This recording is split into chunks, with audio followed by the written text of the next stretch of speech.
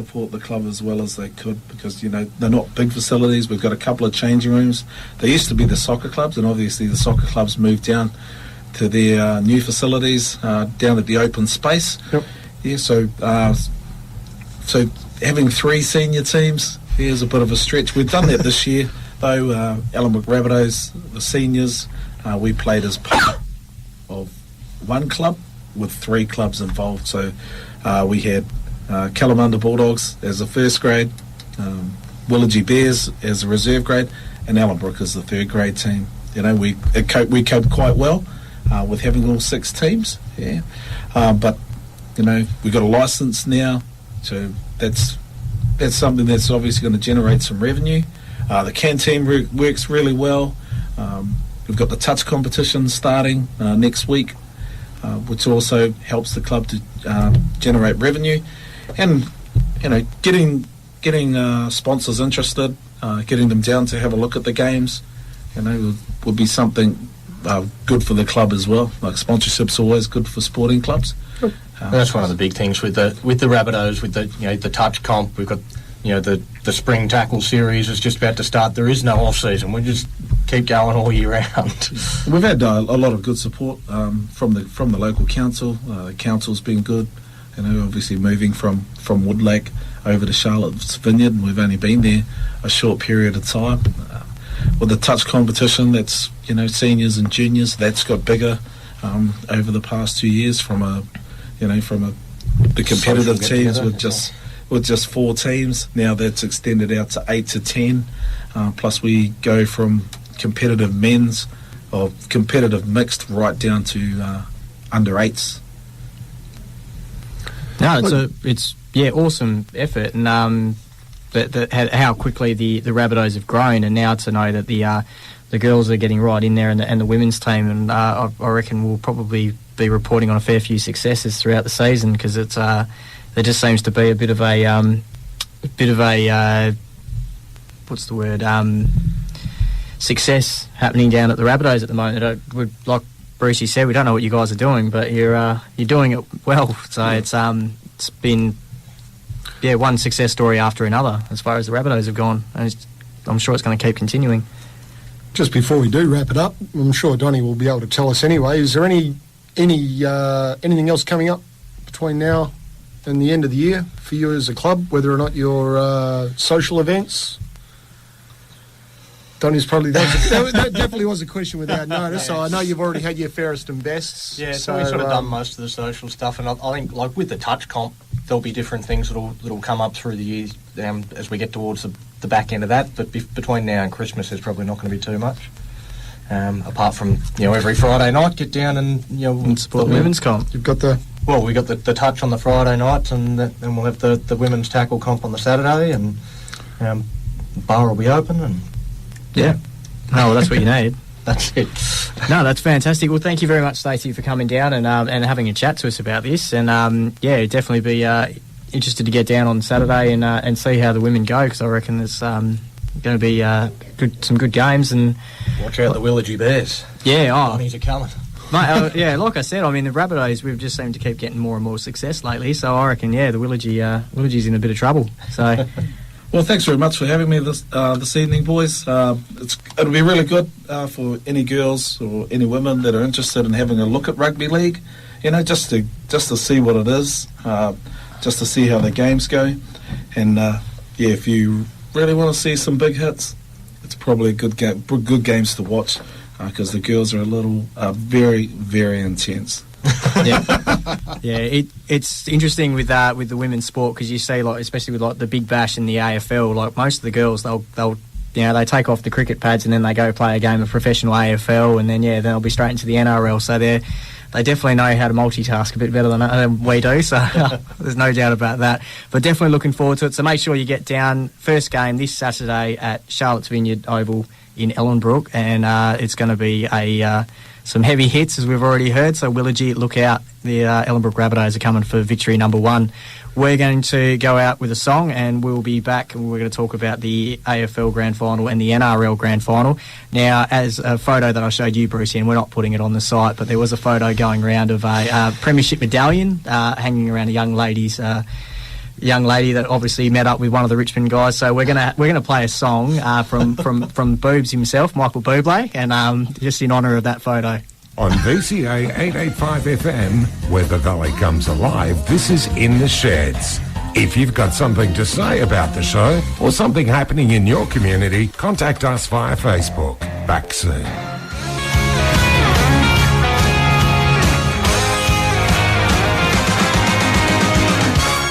I don't know why you think that you could help me when you couldn't get by yourself. And I don't know who would ever want to tell the seam of someone's dream. Baby, it's fine. You said that we should just be friends. Well, I came up with that line, and I'm sure that it's for the best. If you ever change your mind, don't hold your breath. 'Cause you may not believe that, baby, I'm relieved when you said goodbye. My whole world shined. Hey, hey, hey, it's a beautiful day, and I can't stop myself from smiling. If I drink and then I'm buying, and I know there's no denying. It's a beautiful day, the sun is up, the music's playing, and even if it started raining, you won't hear this boy complaining.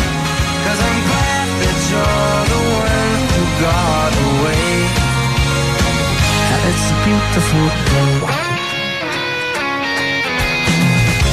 It's my turn to fly, so girls get in line, 'cause I'm easy, no playing this guy like a fool. 'Cause now I'm alright. You might have had me caged before, but not tonight. And you may not believe that, baby, I'm relieved. This fire inside, yeah, burns too bright. I don't want to say so long, I just want to say goodbye. It's a beautiful day, and I can't stop myself from smiling. If I drink and then I'm buying, and I know there's no denying that it's a beautiful day. The sun is up and the music's playing, and even if it started raining, you won't hear this boy complaining. 'Cause I'm glad that you're the one who got away. 'Cause if you ever think I'll take up my time with thinking of our breakup, then you've got another thing coming your way. 'Cause it's a beautiful day.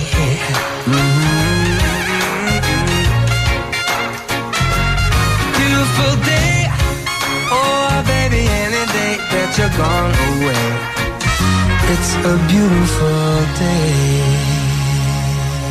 What you hear on community radio is governed by the Community Radio Codes of Practice. The Codes of Practice cover matters relating to program content, including local content, news, current affairs, Australian music content, programs for children, and the responsibilities associated with broadcasting to the community. They also cover aspects of the community access and the participation in the operation of this service. Copies of the code are available from the Community Broadcasting Association website, which is www.cba.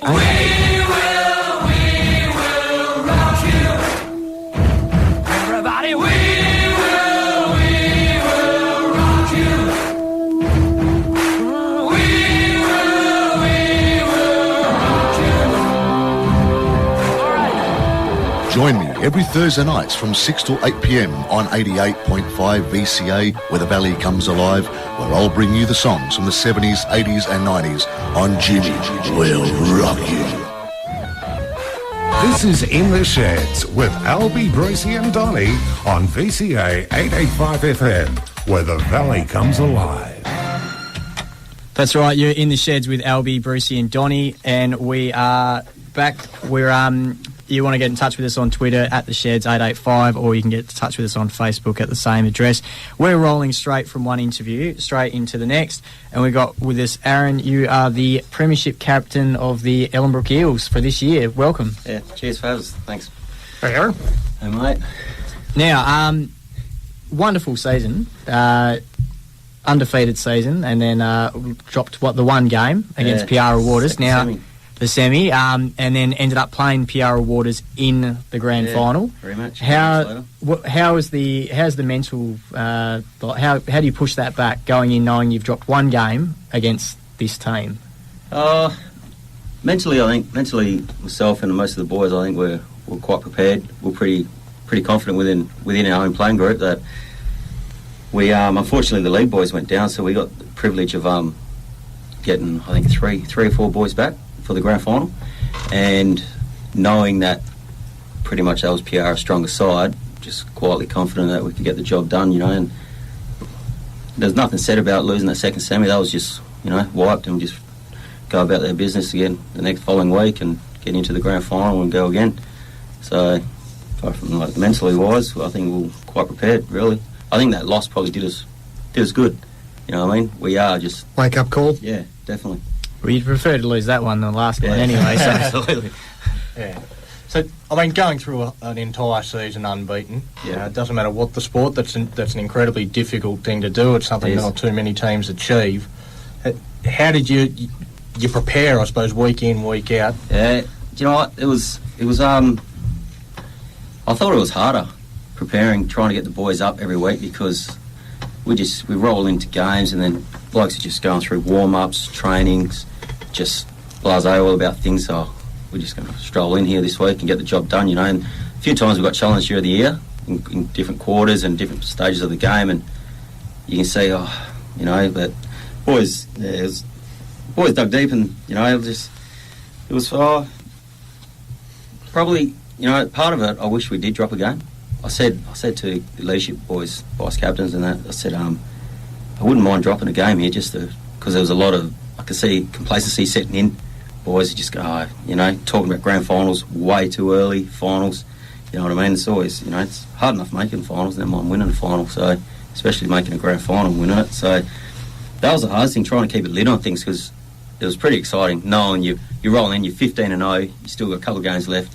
You're basically already in the finals. You're in the finals, so it was quite an exciting time, but you just had to try to keep a lid on it. So the grand final against Piara Waters, going into the last quarter, you're up by 1 goal. Yeah, there may be 3 points, I think.